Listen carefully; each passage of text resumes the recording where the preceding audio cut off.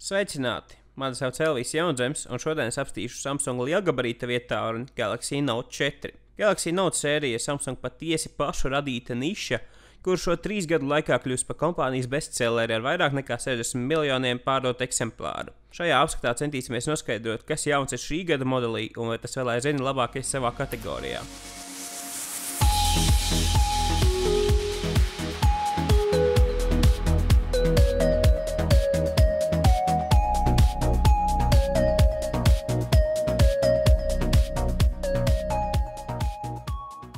Es atzīšos, man nepatīk Samsung ierīces. Man riebas to programmatūra, man nepatīk to dizains, un tā marketings ir pārāk agresīvs. Note 4 šajā jomā ir diezgan unikāls, jo tas ir pirmais Samsung vietāluns kopš Galaxy S2, par kuru es varu teikt, jā, lūk, šī ierīce man patiešām patīk. Tāpat man ir vēl viens novērojums. Ja pirms 3 gadiem Galaxy Note izmēra likās kaut kas lunātisks un izraisīja tikpat abrīns, cik izsmiekli, tad tagad, 2014. gadā, tāruns tik dīvains vairs nešķiet. Tā saucamie parastie telefoni gandrīz to izmēru ziņā ir panākuši. Tādēļ Note 4 jāpiedāvā kaut kas unikāls, lai to izvēlētos citu ierīču vietā. Kā galvenais Note 4 selling points ir tā rakstāmais irbulītis, kurš sauc par S Pen, bet tas nav vienīgais, ko šis tāruns spēj piedāvāt. Un vizuāli šis tāruns izstāsta ļoti līdzīgs standarta Samsung dizainam. Proti 4 stūrs ar nopaļotām malām un plasmasas aizmugure. No vienas puses, katram zīmolam ir nepieciešama sava identitāte un radniecība citiem modeļiem, bet, ja jauno modeli nevar atšķirt no vecajiem, tad jau tā varētu skaitīties kā problēma. Vienu gan nevar noliegt. Samsung ekrāniem ir vispatīkamākā virsma. Tas stikls ir tik gluds un tik maigs, pirksts slīd gluži kā pa sviestu. Tas arī saprātīgā mērā ir izturīgs pret skrapējumiem. Stikla virsmē ir tāds tā kā viegli strīpots raksts, un, manuprāt, tas izstāsta lieliski. Daļēji tas atgādina pierakstblociņu papīra lapas, bet daļēji uzvelk audumu. Diemžēl priekšpusē Samsung vēl aizvien iekļauj atavismu no gingerbread laikiem, proti fiziskas pogas. Tās tur ir 3, un vidū ir garena home poga, kurai pa labi ir back, bet pa kreisi task switcher, kas aizstāja menu pogu, kuru Android vairs neatbalsta. Home poga, līdzīgi kā iPhone'ā, darbojas kā pirkstu nospiedumu lasītājs, bet to nav tik vienkārši lietot kā Apple Touch ID. Pirkstam jābūt konkrētā virzienā un to uzmanīgi jāvelk uz leju. Aizmuguri klāja plasmasas vāciņš, kurš vizuāli vēl aizvien veidos kā ādas imitācija. Tiesa gan, tas ir veidos daudz gaumīgāk nekā Note 3 vāciņš, uz kur neiztrūk arī viltus šovas. Vāciņš ir ļoti plāns, gluži kā papīrs, un zem tā ir izņemama baterija, kas mūsdienu tāruņos ir atums. Tāpat kā iPhone 6, arī šī tāruņa kamerai ir milzīgs izcilnis, bet šim tāruņam tas ir centrā, līdz ar to tas uz plakanas vismaz tik ļoti nešūpojas. Zem tās ir LED zipspulce un pulsu mērītājs. Apakšā ir līgzda, kurā iesludinās irbulis, gan par šo irbulis runāšu vēlāk. Kas tad tas?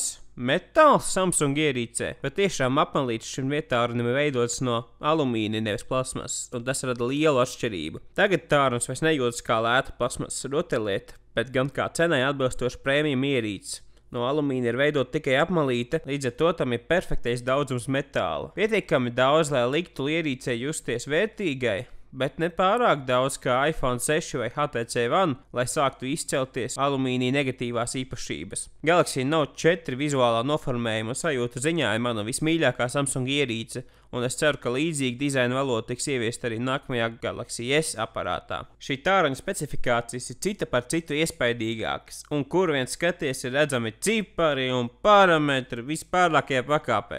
Viena no visiespaidīgākajām lietām šajā tāruņā ir ekrāns. Tas ir 5,7 colu Super AMOLED displejs ar iespaidīgu 1440x2560 pikseli izšķirtspēju. Ekrāns ir vienkārši fenomenāls. Augstās izšķirtspējas dēļ burti izstāsta kā uz papīra drukāti un bildes kā žurnāla lapas pusēs. Skata leņķis ir burtiski neierobežots. Skaties, no kuras puses gribi, attēls nezaudē savas krāsas. Kontrasts, krāsas, spilgtums, viss saistībā ar šo ekrānu ir vienkārši iespaidīgs. Un šie vārdi nāk no manis, personas, kura ienīda AMOLED displejus un kura uzskatīja, ka visur tik jāliek IPS ekrānu. Vēl kā daļa AMOLED trūkumu ir pazuduši, vai nu uzlabojot tehnoloģiju, vai vienkārši tos brutāli iznīdējot ar cipariem. Tālruņa aizmugurē 16 megapikseļu kamera, un es to bez nekādām šaubām varētu nosaukt par lielisku.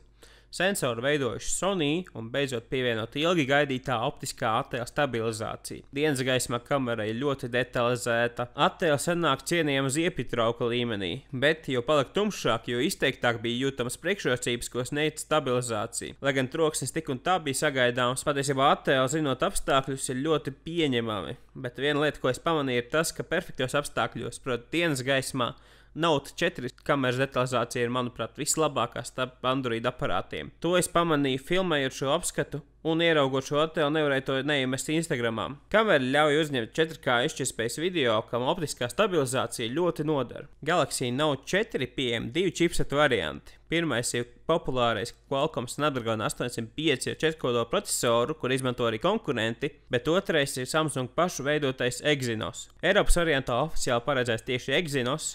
Un, ja tavās rokās ir nonākusi ierīce ar Snapdragonu, tad liela iespējamība, ka tā ir pelēkā tirgus ierīce, kur ir apnākusi no Korejas vai ASV. Exynos chipsetam būtībā ir 8-kodola procesors. 4 no šiem kodoliem ir jaudīgi, bet pārējie 4 ir mazjaudas kodoli.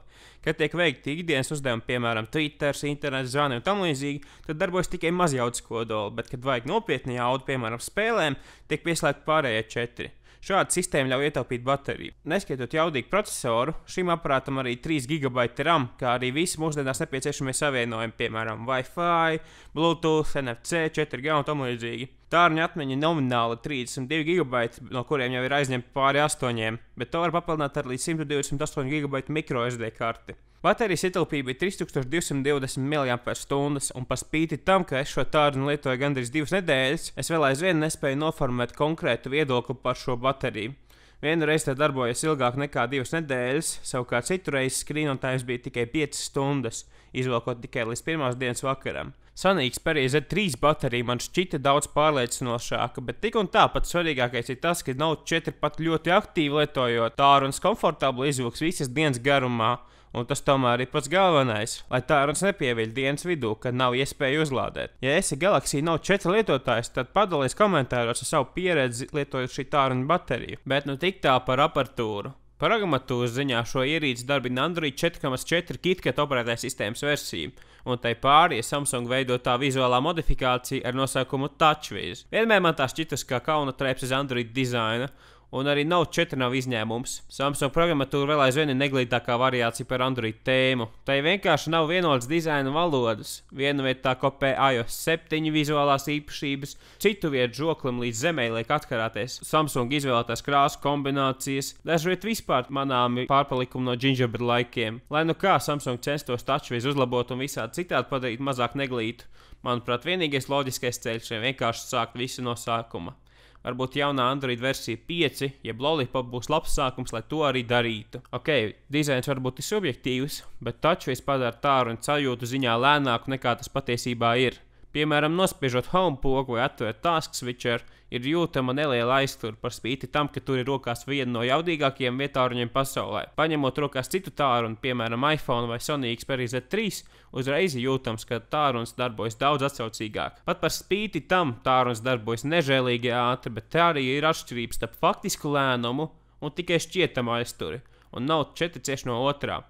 Ierīce vienkārši nejūtas tik plūstoši kā konkurenti. Bet nav jau tā, ka viss būtu slikti. TouchWiz piedāvā arī dažas noderīgas funkcijas. Viena no tām ir multi-window, jeb spēja lietot divas programmas vienlaicīgi. Piemēram, var skatīties video vienlaicīgi rakstot īsziņas, vai arī var salīdzināt divus dokumentus vienu pretim otram.